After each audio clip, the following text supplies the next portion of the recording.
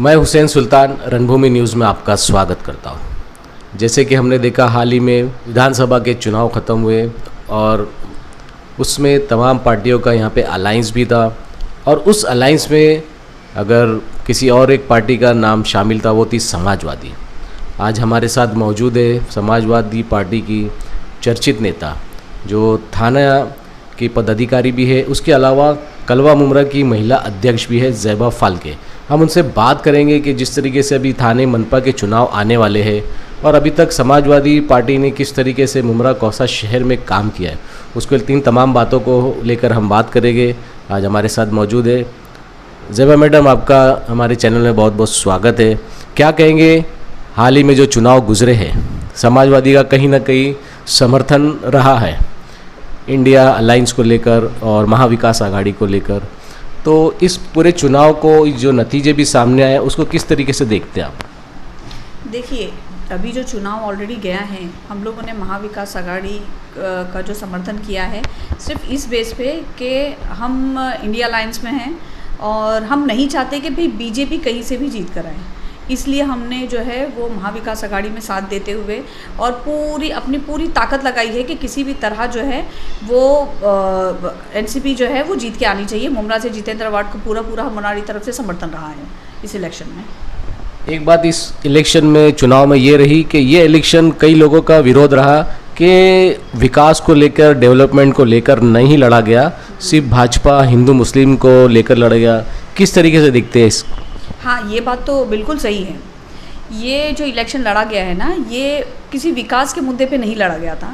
यहाँ पर एक्चुअल में मुमरा में देखिए हर किसी को पता है कि विकास कहाँ हुआ है, ये तो लोगों को दिखता है ना। और हम खुद भी ऐसा है कि भाई अगर महाविकास आघाड़ी में हम लोगों का गठबंधन नहीं होता तो हम खुद भी जितेंद्र अवार्ड के समर्थन में से नहीं हैं। हमारी समाजवादी पार्टी है और हम लोग जो है वो पूरा मतलब प्रॉपर समाजवाद पर ही काम करते हैं। हम लोगों को बहुत ज़्यादा पब्लिसिटी करने की आदत नहीं है। हम ग्राउंड लेवल पे काम करते हैं, एक एक बिल्डिंग्स में, और उस तरीके से हमारा एक एक बिल्डिंगों में मिलना, लोगों से मिलना, उनकी शिकायतें क्या है वो प्रॉब्लम सॉल्व करना। टोरेंट के मुद्दे पे जो है वो हम खुद जाके जो है वहाँ पर ऑफिसर से बात करके लोगों की प्रॉब्लम का सल्यूशन निकालते हैं, ना कि एक छोटा सा भी पॉइंट हम लोग ने काम किया तो उसको न्यूज़ में लेके हाईलाइट करना हमारा काम। हम वो वैसा नहीं करते हैं, हम लोग लोगों से जुड़े हुए हैं। अभी जो आने वाला भी मनपा चुनाव है तो उसमें भी क्या महाविकास आघाड़ी का जो समर्थन है वो रहेगा? आप लोग साथ में लड़ेंगे, अलग लड़ेंगे? क्या ऐसी कोई ऊपर से कोई ऐसी खबर आई आपके जो आला जो अधिकारी उनसे? देखिए, अभी तो फ़िलहाल में कंडीशन ये है कि अबू हासिम आज़मी साहब ने ऑलरेडी डिक्लेयर तो किया है अब तक कि भाई हम जो है वो महाविकास आघाड़ी के साथ में नहीं हैं, उनके समर्थन में अब नहीं हैं। हालांकि जो हम लोगों ने इसका विधानसभा का जो इलेक्शन लड़ा है उसमें हमारा पूरा उनका समर्थन था और हम लोगों ने पूरे दिल से उनको समर्थन दिया भी है, कहीं से भी कोई कमी हमने बाकी नहीं रखी है। लेकिन इस इलेक्शन में अब तक तो यही है कि भाई हम उनके साथ में नहीं हैं, महाविकास आघाड़ी के साथ में नहीं हैं, हम गठबंधन तोड़ते हैं, ऐसा अबू हासिम आज़मी साहब ने उनके स्टेटमेंट दिया है ऑलरेडी। और आगे अगर समर्थन फिर से बनता है तो जो ऊपर डिसीजन लेते हैं उसके हिसाब से हम काम करेंगे। कर आने वाले जो मनपा चुनाव उनको लेकर अबू हासिम आज़मी साहब से आपकी बात हुई कि मुमरा में किस तरीके से यहाँ पे कैंडिडेट उतारे जाएंगे, कौन होंगे, क्या है, क्या बताएं? देखिए, अब तक तो हमारा यही है, अबू हासिम आज़मी साहब यही चाह रहे हैं कि हम लोग ने इंडिया अलायंस का, अगर हम लोगों ने गठबंधन अगर हमारा टूटा है महाविकास आघाड़ी के साथ में, तो सिर्फ ऐसा है कि भाई हम अब तक तो हमारा इरादा यही है कि हम मुमरा कलवा में सभी सीटों से लड़ाएंगे। बाकी आगे जो ऊपर से डिसीजन आता है उसके हिसाब से काम करेंगे। अभी आप बता रहे कि आप सभी तमाम सीटों से लड़ाएंगे, तो अभी कहीं ना कहीं देखा जाए तो अभी समाजवादी पार्टी का कैडर है लेकिन खुलकर सामने नहीं आता, लोग एक्टिव नहीं है, कुछ लोग हैं जो इसका विरोध करते हैं, क्या कहें? देखिए, विरोध तो किस पार्टी का नहीं होता, विरोध तो करने के लिए हर कोई किसी न किसी का तो विरोध कर ही रहा है। और रहा सवाल, आप बोल रहे हैं कि खुल के लोग सामने नहीं आते। समाजवादी पार्टी में कैंडिडेट्स है और कुछ अदर पार्टीज से भी हमारी पार्टीज़ में शामिल होने वाले हैं कैंडिडेट्स। तो हमारी तो भाई चाहते हैं कि भाई जो भी शामिल होना चाह रहा है अभी आ जाइए, एंड टाइम पे आके टिकट मांगने से बेहतर है कि बाद में अगर ऊपर से डिसीजन ले लिया जिन लोगों को दे रहे हैं टिकट वगैरह दिया जाएगा बी फॉर्म वगैरह, और एंड टाइम पे आने के बाद में उन्हें मिलता नहीं मिलता वो डिपेंड है। लेकिन अभी आपने बताया कि वक्त पर जो आएंगे वो टिकट लेंगे, जो पहले से ही कार्यकर्ता काम कर रहे हैं तो उनकी भी एक इच्छा रहती कि वो भी इलेक्शन लड़े, और क्योंकि वो पार्टी के वफादार है। अभी अचानक आकर कोई टिकट लेता है, इलेक्शन लड़ता है, फिर चला जाता है, तो ऐसे लोगों पे किस तरीके से भरोसा किया जाए? नहीं, ऐसे लोगों पे तो हम भी नहीं चाहते कि ऐसे लोगों पे भरोसा किया जाए। और अब तक ऐसा है कि हमारी पार्टी में बहुत ज़्यादा कोई खुल के सामने आया भी नहीं है। हम चाह भी रहे हैं कि भाई जो भी इलेक्शन लड़ना चाह रहे हैं वो अपना जो है पूरी तरह खुल के सामने आए कि हम इलेक्शन लड़ने के लिए इंटरेस्टेड है, ताकि हमें भी पता चले और आगे भी पता चले कि भाई कौन कौन इलेक्शन लड़ना चाह रहा है और वो वार्ड में वो उस तरीके से मेहनत की जाए। अब ये तो रही दूसरों की बात, अब आप भी के ऊपर बात करते हैं। आप भी 5-7 साल से समाजवादी पार्टी से जुड़ी हुई है, तो आपका भी क्या इरादा, इस बार भी आप मनपा चुनाव में अपनी उम्मीदवारी जाहिर करेगी, क्या कहेगी? हाँ, मैं खुद भी अपनी उम्मीदवारी जाहिर करना चाहती हूँ, और मैंने ऑलरेडी आसिम भाई से इस बारे में हमारा डिस्कशन हुआ भी है।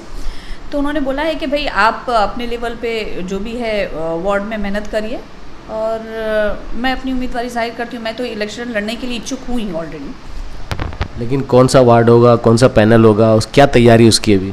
देखो, हमारी तैयारी तो ऑलरेडी चल रही है। मैंने आपको थोड़ी देर पहले बताई कि हम लोग ग्राउंड लेवल पे जो है वो सोसाइटीज़ में लोगों से जाकर मिलना और उनके जो मुद्दे हैं उसके ऊपर हम लोग काम कर रहे हैं।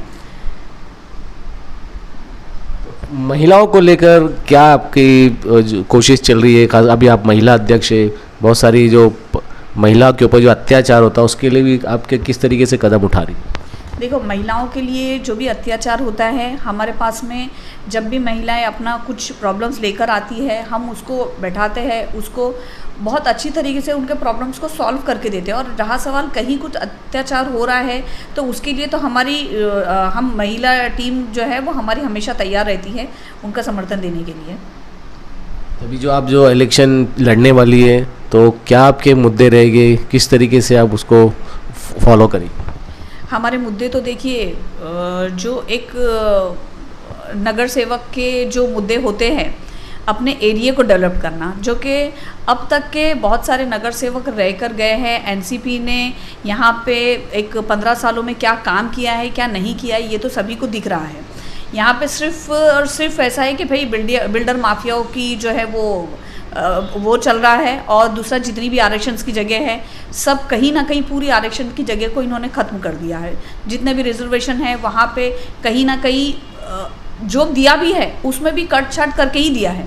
कब्रिस्तान दिया है, पूरा नहीं दिया। जितना रिजर्वेशन में पास हुआ था नहीं पूरा मिला है।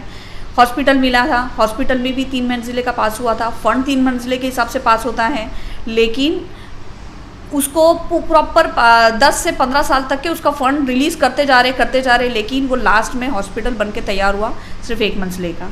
तो कहीं ना कहीं ऐसा है ना कि यहाँ के ये सिर्फ एक हम लोग एमएलए पर या एक के ऊपर नहीं, अगर एमएलए की तरफ से अगर यहाँ के रिजर्वेशन अगर जितने भी हैं वो कहीं ना कहीं अगर रिजर्वेशन की प्लॉट्स वगैरह जो है वो कुछ भी नहीं मिला है, विकास नहीं हुआ है, तो उसमें एक हाथ नगर सेवक लोगों का भी है। जो नगर सेवक यहाँ पर हैं तो उन्हें तो दिखता है ना कि आपके अगर नगर में अगर विकास नहीं हो रहा है तो ये वहाँ से फंड लाना और वो चीज़ों का काम करवा के लेना एक नगर सेवक की जिम्मेदारी है। अभी अगर रोड नहीं बना है, नाले बराबर नहीं, रोड बनते हैं, लेकिन रोड बनने के बाद में ऐसे कॉन्ट्रैक्टर्स को दिया जाता है कि भाई 1 साल होने पहली बारिश लगने से पहले ही उसमें गड्ढे लग जाते हैं। तो इस तरीके से रोड बन रहे हैं, नाले बन जाते हैं, और नाले बनने के बाद में भी भाई बरसात होने से पहले ही नाले चौका होना चालू होते हैं। तो ये किस तरीके का विकास कर रहे हैं नगर सेवक, हमें नहीं समझ में आ रहा है। तभी आने वाले दिनों में कौन से प्रभाग से आप चुनाव लड़ेगी? देखिए, हमारा तो प्रभाग अभी वार्ड नंबर 30 भी है, 29 है, 33 हैं, तीनों हैं। अभी देखते हैं हमारे जो ऊपर से है वो लोग कैसा कहाँ के लिए देते हैं। हमारी तो तैयारी ये तीनों वार्ड के लिए है। 33। क्या लगता है इतने सालों से आप जुड़ी है, मुमरा कौसा की जो जनता है, जो आपकी वार्ड की जनता है, वो किस तरीके से आपको एक्सेप्ट करेगी? देखिए, जनता इंशाल्लाह एक्सेप्ट करेगी, क्योंकि जनता भी अभी बदलाव चाहती है और कहीं ना कहीं जनता के दिल में समाजवादी पार्टी बसी हुई है और मुझे नहीं लगता कि समाजवादी के चेहरे को कोई भी जनता जो है वो नेगलेक्ट करेगी। अभी आपने जो तीनों प्रभाग का बताया, तो तीनों प्रभाग में से लोगों की आपकी मुलाकात हुई? वहाँ के जो लोग हैं, वहाँ के जो समाजवादी के पदाधिकारी, उनसे किसी से मुलाकात हुई है?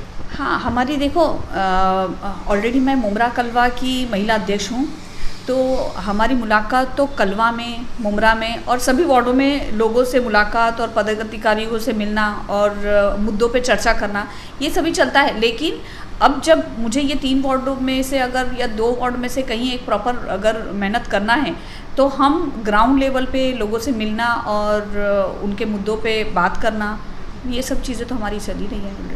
एक आखिरी सवाल करूँगा, अगर इन केस अगर आपको समाजवादी पार्टी से टिकट नहीं मिलता है तो किसी और पार्टी से या फिर अपक्ष लड़ना पसंद करेगी?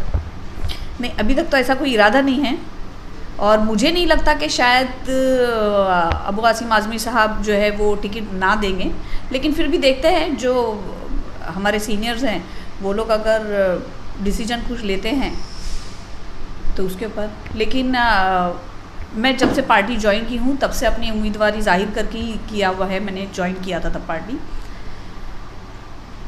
मेरा सवाल पूछने का ये मतलब था कि मैंने इस तरीके की बातें भी सामने आ रही है कि कुछ और पार्टी के, अदर पार्टी के कुछ लोग आपसे संपर्क में हैं, इसके लिए मैं पूछा। देखिए, संपर्क में अब हम यहाँ पे रहते हैं तो लोग संपर्क में तो ज़रूर रहते हैं, लेकिन इसका मतलब ये नहीं है कि भाई हम किसी अदर पार्टी से इलेक्शन लड़ना चाह रहे हैं।